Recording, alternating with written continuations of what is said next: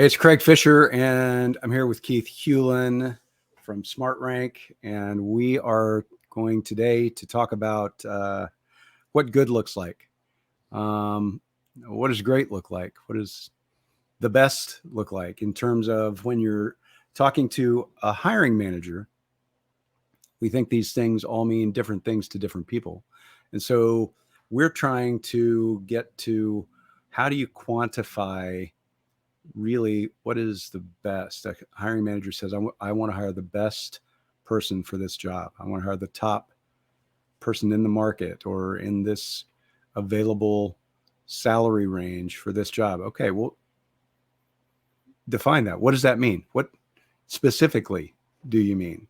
And it's hard for people to answer. It's very difficult to nail someone down on something like that. And it's inconsistent across organizations, across job descriptions, even within a department. And so Keith has some experience with this. He comes from sort of outside of HR and recruiting and talent acquisition, but has a keen eye for, he's been a hiring manager and he's had to try to convince himself that he knows what good means. So what do you think, Keith? Well, it's a loaded question.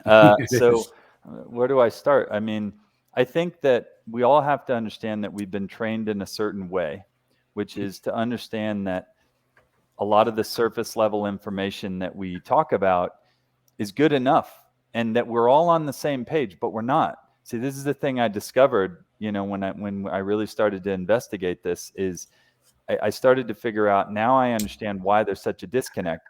When I say I'm looking for, somebody that is proficient in something, or somebody that has experience with, or somebody that is familiar with, or has knowledge of, in my mind as the hiring manager, I think I'm being pretty clear, right? I want somebody with experience, but obviously that person can't read my mind. They don't know exactly what that means. I know what that means, deeply rooted in there, what that means, but they don't know what that means. And so there's an issue. And now the recruiter is off trying to find what that means, but we haven't defined it. That's the single biggest issue. There's no definition for those terms. You can pull up any company. We could even do this for fun as an example. We could go to, I could say, pull up any company you pick. Doesn't matter. Pull up any job description. Doesn't matter. They're all going to have the same words in there: familiarity with, knowledge of, experience in. But if you don't define what those mean, how could you possibly, in a million years, know what that means? And I'm going to take this even one step further. I've got a sales background. I've been in sales. I've led sales for almost 2 decades. If somebody asks me, hey, can you help me create some really, really good detailed questions around, sales, and what should we be asking these clients? My answer is no, I can't help you. I've had clients ask me that, and I'm like, no, I can't help you with that. And they're like, but you have 20 years of experience. Sure, I do. Working for this company in this industry at this time, doing these things. It's totally different. I can't just say because I've got 20 years of sales experience that I can tell you, and then I'll start asking them questions. What is your average deal size? Is this 100% net new business, or is this going to be existing business, or is it a combination of both? What level of an organization? What size of an organization? There are too many things that I don't know because I've never been a leader at that organization to understand those things. I can ask them the right questions, but I don't know what the answers are. Well, right. The product's different. The service offering is different. The SLAs are different, right? All the variables change. And even when you're talking about 2 different jobs for the same manager, right? The variables change because the skills change. And good at something that might be front-end development might not be good for something that's middleware or back-end development or cloud development or whatever. So we've got some people commenting. I can see them here in our feed, but I can't respond to you guys in real time. I apologize. So Jeremy Langens is here. Daniel Sakai. Hi, guys. If you have ideas on defining what good looks like, we're happy to include that. I think in considering, Keith, playing the game of telephone, right? When you tell someone, I want someone who is proficient with XYZ, JavaScript, whatever. Um, you can look up the definition of proficient. You can even ask ChatGPT, what does proficient with JavaScript mean? And ChatGPT won't even give you a straight answer. Well, here you know who ultimately needs to have the right answer is the hiring manager, because anything other than the hiring manager, anything, ChatGPT, somebody else's opinion that's done software development for 20 years, anything other than the hiring manager specifically coming out of their mouth as to how they define it is never going to be good enough. It's just not, because what are you going to do? You're going to come back and say, hey, I used ChatGPT and I asked this, candidate whether or not they have this level of proficiency. And the hiring manager is going to go, that's not proficient. I mean, that's like the lowest level of proficiency, but that's not what I consider proficient. So look, you cannot escape the hiring manager. If you don't get in there and specifically ask, you're never going to be able to really define it. And I will tell you that in my experience, because I've had hundreds, if not thousands, of these conversations now at this point, the disconnect between it's so big. It's not even remote. It's not like kind of close. It's so big you can't even imagine how big it is. Like I'll talk to folks that are technical recruiters for 10 years and they're like, no, I've been hiring for technical roles for 10 years. I know what we're looking for. And I'm like, okay, what? When you say somebody's looking for like Ruby on Rails, I use this as an example all the time, and I don't think I can share my screen, but I'll just mention this because this is something that I think is critical. When you're talking about that, when you say, hey, do you know how to use Bootstrap or do you know how to use these? You're still talking about surface level. What you need to know, what the hiring manager wants to know is, can you build non-trivial queries with active record model associations and scopes? Can you use action cables, action mailers, active job, active storage? Can you do custom UI behavior using JavaScript? That's the good stuff, man. That's the stuff that they really want to know. But that's the stuff that is almost an impossibility to ask a recruiter to be able to get into that level of definition. Right. So you, in theory, could ask a hiring manager, can we both sit in on 15 minutes with your best developer and have them describe what they're doing as they're doing it? And then you tell us from the transcript, is that important or not? And does the hiring manager always know? Well, look, I love it when I get that question about the hiring manager. So, because listen, everybody on this call, whether you're a hiring manager or recruiter, you know who's wrong? Whoever is speaking about the other person. Recruiters are going to say the hiring managers don't know. The hiring managers are going to say the recruiters don't know. And that shows you the dysfunction, the disconnect between those two groups. So here's what I would say to that. If the hiring manager truly doesn't know, then somebody else does.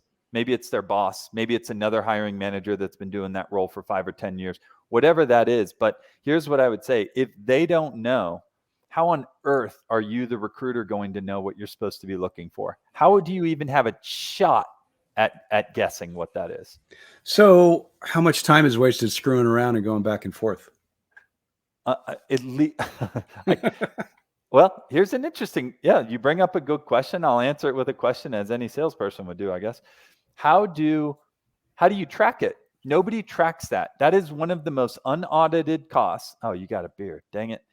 That is one of the most unaudited costs within an organization. No organization I've ever met tracks how much time does it take to edit the job description, go have the intake meeting, go back and forth on resumes, maybe do a second intake meeting or a third, wasted time in interviews with unqualified people. Does anybody have a way to quantify how much time that takes? So Daniel says, what about competency tests? And I think we're talking about earlier than that, and for a reason, because competency tests cost money, right? Every so many tests you buy in a batch, right? They cost you money on that, right? And so why test unqualified people if you could just write a better job description? And on top of that, the applicants aren't going to do a 30-minute or an hour-long competency. I mean, those are great. There's a place and a time for those. I think they're amazing. Those types of assessments are very needed, but they have to happen a little bit later in the process, because applicants aren't going to spend that amount of time. And you're right, Craig, companies aren't going to want to spend the money. What has to get better is the screening process in and of itself. That's where the gap is. If you have 100 people, and our basis for screening right now is word association of looking at what the job description says and looking at what a resume says. That does not even remotely get to what we're looking for. Well, so Chad Johnson says, what about ATS systems? Which brings me to say, here, I'll put his What about them? comment. Yeah. First of all, they don't do that very well. But second of all, let's say they do, then you have to program in a knockout question somewhere in the application process. And how do you get to the root of what's in the knockout question, right? If you can't even define what good looks like or what proficiency it means, right? There's got to be a very specific knockout question if we're getting to the detail of what goes into understanding and being good at Ruby on Rails. It's got to be really very specific. That's right. And here's the other thing is that unfortunately, most of the applicant tracking systems they're not built for screening, right? They're built to manage applicants that are coming in and to move them through the process and ultimately hire them, but they're not really built for screening. So what do I mean by that? I mean, yes, you could sit with a hiring manager and you could get very, very detailed. If you're willing to do this, you could get those detailed, questions that you're going to ask. But usually the ATSs are either yes, no, or type in the question and then it's free form. You're not going to save your recruiters any time if they have to go through and read every one of those answers. And number two, how are they going to process those answers that came back? If I say, what is your level of proficiency in Ruby on Rails? And the person says, I can build non-trivial queries with active record model associations and scopes, and you're comfortable with RSpec and dynamics text fixture, that sounds really good. Oh, wow, that sounds really technical. And like in our system, that would be 0 points. None, 0. You don't get it. That's like bare bones. Good job. You know how to go in and actually use Ruby, but do you actually know how to do what we need you to do, which is the next levels up? Mm-hmm. Mm-hmm. So, yeah, and Chad Johnson says again here that applicant tracking systems discriminate good applicants because of their matching technology. And I think that matching a resume to a job description is folly. It just doesn't work. It never works. What you're using two inputs that are both undefined. Let's just call this out. If somebody says if you put on a job description, must be highly proficient. I don't care what you want to say, extremely, highly, incredibly proficient in Python. You haven't defined what that means. Okay, so now you have this input that's undefined, and then you look at a resume. And by the way, we're talking about developers. Usually they just list off all their qualifications and they say, Sure. These are all the languages. So they say, I am extremely proficient in Python. You have two undefined things, and that doesn't mean anything to anybody, right?